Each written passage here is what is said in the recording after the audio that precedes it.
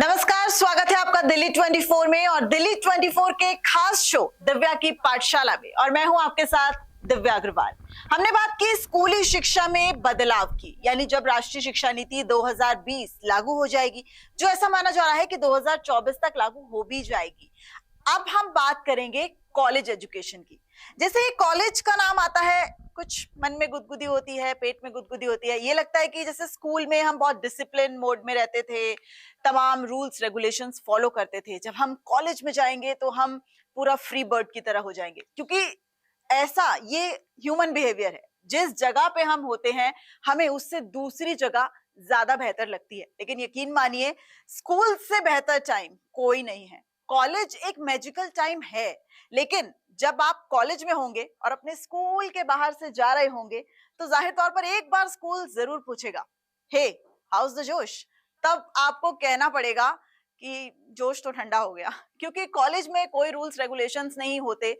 और वो एक अहम वजह है जो कॉलेज को और ज्यादा चुनौतीपूर्ण बनाते हैं, क्योंकि उस वक्त हम ये डिसाइड नहीं कर पाते कि हम सही राह पे हैं या नहीं। बहरहाल, अब बात करते हैं राष्ट्रीय शिक्षा नीति 2020, जो धीरे धीरे लागू होने हो चुका है और 2034 तक पूरी तरह से लागू हो जाएगा। तो कॉलेज एजुकेशन किस तरह से बदलेगा, जो सबसे बड़ा बदलाव होगा उसके बारे में भी बात करेंगे। और जो आने वाले समय में जो फ्यूचर प्लान्स, यानी जो यूजीसी सोच रहा है, उसके बारे में भी मैं आपको जरूर बताऊंगी। तो आज का हमारा टॉपिक है, कितनी बदलेगी कॉलेज एजुकेशन। सबसे पहले 4 ईयर ग्रेजुएशन प्लान। देखिए, आपका जो ग्रेजुएशन है, बात की जाए यूजी की या पोस्ट ग्रेजुएट, यानी कि अंडर ग्रेजुएट कोर्सेज की या फिर पोस्ट ग्रेजुएट, टोटल मिला के 5 साल ही है। तो ये फिक्र मत कीजिए कि आपके नंबर ऑफ ईयर्स बढ़ रहे हैं। नंबर ऑफ ईयर्स आपके 5 ईयर्स ही हैं, लेकिन अब उसे और ज्यादा कहा जाए तो ऐसा बना दिया गया है कि आप बीच में अगर 1 साल या 2 साल भी कर लेंगे ना, तो भी उसकी इंपॉर्टेंस उतनी ही रहेगी जितना 5 साल करने के बाद होगी। चलिए कैसे, देखिए। 1 ईयर सर्टिफिकेट, मतलब कि अगर आप यूजी यूजी के आप अंडर ग्रेजुएट कोर्स के पहले साल में हैं। चलिए एक चीज आपको और बताती हूँ। अभी तक हम कॉलेजेस में या तमाम यूनिवर्सिटीज में एडमिशन कैसे लेते थे? हम 12वीं के अंकों के आधार पे ही एडमिशन लेते थे। लेकिन अब तमाम यूनिवर्सिटीज में, लगभग 2000 से ज्यादा पूरे देश में ऐसी यूनिवर्सिटी हैं जहां पर ये लागू भी हो चुका है, CUET, यानी कॉमन यूनिवर्सिटी एंट्रेंस टेस्ट। जैसे आप नीट दे रहे हैं, जी दे रहे हैं, ऐसे ही CUET है। यानी कि एक ऐसा एंट्रेंस टेस्ट है जिसे आपको 12वीं के बाद देना अनिवार्य है, तभी उसी के बेसिस पे आपका यूनिवर्सिटी में दाखिला हो सकता है। धीरे धीरे ये पूरे देश में तमाम यूनिवर्सिटीज जो हैं वो इस फॉर्मूले को अपना रही है। दिल्ली यूनिवर्सिटी में, केरल में, कर्नाटक में, तमाम प्रदेशों में ये जो है वो लागू हो भी चुका है। यानी कि अब आपको CUET को देना है और उसके जो स्कोर है उसके आधार पे आपका एडमिशन यूनिवर्सिटीज में होगा। CUET में जो सिलेबस है वो बहुत ज्यादा फ्लेक्सिबल है। आपका 10th 11th 12th तीनों का मिश्रण है। 27 देखिए सब्जेक्ट्स हैं उसमें, और जो ये 27 सब्जेक्ट्स है बहुत कॉमन है, ये आप अपने स्कूल टाइम में पढ़ चुके हैं। 20 लैंग्वेजेस हैं, यानी कि यहाँ पर भी बहुत ज्यादा फ्लेक्सिबिलिटी की गई है कि आप जिस भी लैंग्वेज में देना चाहें वो आप कोर्स दे सकते हैं, वो आप अपना एंट्रेंस टेस्ट दे सकते हैं। चलिए अब आपका कॉलेज में एडमिशन हो गया, CUET में स्कोर आ गया, उसके आधार पे आपका बेस्ट कॉलेज में एडमिशन हो जाएगा। उसके बाद आपका 1 ईयर सर्टिफिकेट। जैसे ही आप कॉलेज में पहुंचे और आपने 1 साल खत्म किया, आपको उस वक्त मिलेगा सर्टिफिकेट। यानी कि 1 साल के बाद अब आपको सर्टिफिकेट मिलेगा। सपोज कीजिए कि आपके पेरेंट्स का ट्रांसफर हो जाता है या आपको कहीं जॉब मिल जाती है। अब आप सोचते हैं कि मैं डिग्री नहीं करूंगा, या और भी कोई वजह हो सकती है जो आपको एक स्टेट छोड़ के दूसरे स्टेट में जाना पड़ रहा है। अब आपको आपका कॉलेज छोड़ना पड़ता है। ऐसे में क्या होता है, जब आप पहले साल या दूसरे साल अपना कॉलेज छोड़ते हैं और फिर आप 4 साल बाद या 5 साल बाद सोचते हैं कि चलिए मैं अपनी डिग्री कंप्लीट कर लेता हूं, अब मेरे पास समय है, तो आपको ए से स्टार्ट करना पड़ता है, यानी पहले साल से स्टार्ट करना पड़ता है। अब ऐसा नहीं है, क्योंकि बहुत ज्यादा फ्लेक्सिबिलिटी जो है वो NEP 2020 लाई है। यानी कि आप पहले साल को भी अगर पार कर लेते हैं तो आपका वो एक आपको सर्टिफिकेट मिल जाएगा। पहले साल के बाद भी वो सर्टिफिकेट कोर्स कहलाएगा। चलिए दूसरे साल, अगर आपने दूसरा साल उत्तीर्ण कर लिया तो आपको डिप्लोमा, यानी कि आपको सेकेंड ईयर के बाद मिलेगा एक डिप्लोमा। वो भी अपने आप में खास वरीयता रखता है। आगे आने वाले समय में उसकी भी एक खास इंपॉर्टेंस होगी। 3 ईयर डिग्री, 3 साल के बाद तो आपको डिग्री मिल ही जाती है, तो अगर आप 3 साल कर लेते हैं तो आपको डिग्री मिल जाएगी। लेकिन अगर आप फर्स्ट ईयर या सेकेंड ईयर के बाद स्किप करके कहीं और जाते हैं और 5-6 साल बाद आप फिर आना चाहते हैं, तो आपको 1 और 2 ईयर के आगे से, यानी पहले साल में आपको सर्टिफिकेट मिला, दूसरे साल में डिप्लोमा और तीसरे साल में डिग्री। यानी अगर आप 1 ईयर के बाद आते हैं तो आपको सेकेंड ईयर से कंटिन्यू करना पड़ेगा, आपको फर्स्ट से नहीं कंटिन्यू करना पड़ेगा।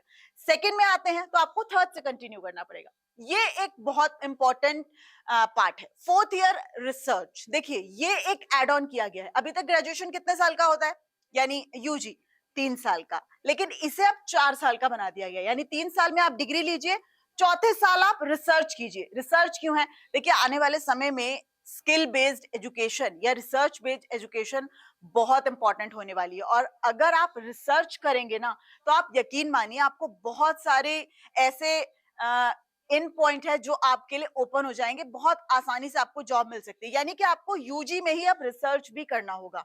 फिर आ जाइए पोस्ट ग्रेजुएशन। अब आप सोच रहे होंगे 4 साल का ग्रेजुएशन, पोस्ट ग्रेजुएशन 2 साल का, यानी 6 साल का। नो नो नो, ऐसा नहीं है।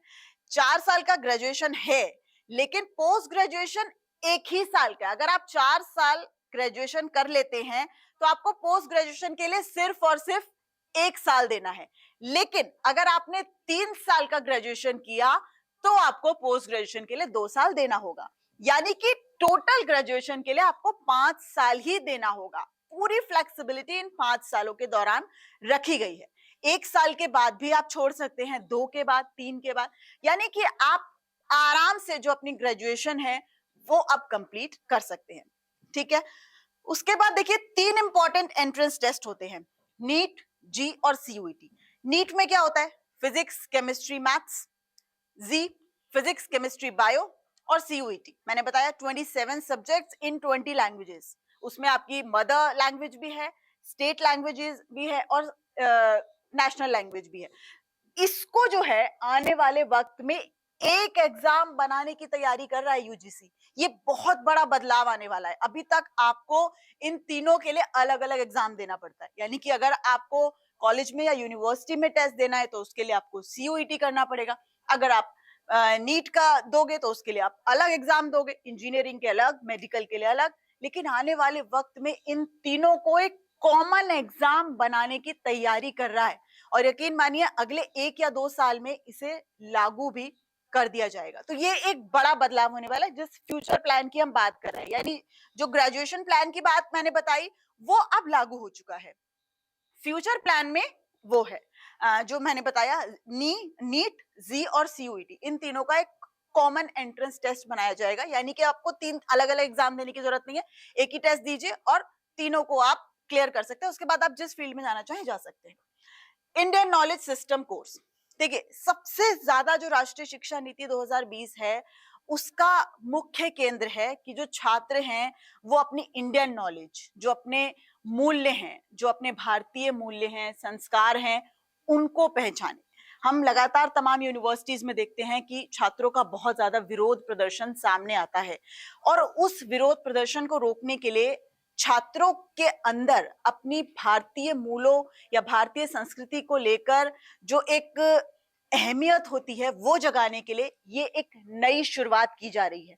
बहुत से कोर्सेज इसे लेकर जो है वो शुरू किए जाएंगे। इंडियन नॉलेज सिस्टम कोर्स, यानी कि अपनी जो भारतीय नॉलेज है, जो अपना भारतीय ज्ञान है, उसके आधार पे कुछ कोर्सेज बनाए गए हैं। बहुत सारे कोर्सेज हैं, जैसे आप देखिए मेडिकल, एस्ट्रोनॉमी, साइंस, यानी कि ये तमाम कोर्सेज हैं। आपके सामने देखिए कितने सारे ऑप्शंस खुलने वाले हैं। अगर आपको लगता है कि सिर्फ बीएससी, बीए, बीएड यही अभी तक था ना, लेकिन अब ऐसा नहीं होने वाला है। आने वाले समय में आपकी जो इच्छा है आप वो कर सकते हैं। आप 1 साल, 2 साल, 3 साल बीच में छोड़ के जा सकते हैं, उसके बाद रीज्वाइन कर सकते हैं और उसके बाद आपको एक कॉमन एंट्रेंस टेस्ट देना है। यानी कि अब आपको बहुत ज्यादा भाग दौड़ करने की जरूरत नहीं है, मुझे ये भी टेस्ट देना है, मुझे ये भी टेस्ट देना है। आप देखते हैं पहले स्टूडेंट्स के लिए कितना मुश्किल हो जाता है, कभी AIEEE का, कभी नीट का, कभी जी का, कभी सीयूईटी का पेपर्स है, कई बार डेट्स क्लैश हो जाती हैं।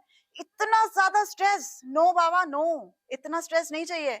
सीयूईटी या NEP 2020 का सबसे पहला जो मैसेज है वो यही है कि स्ट्रेस फ्री एजुकेशन। स्कूल में भी हमने यही देखा और हम अब कॉलेज में भी यही देख रहे हैं। Option based credit system.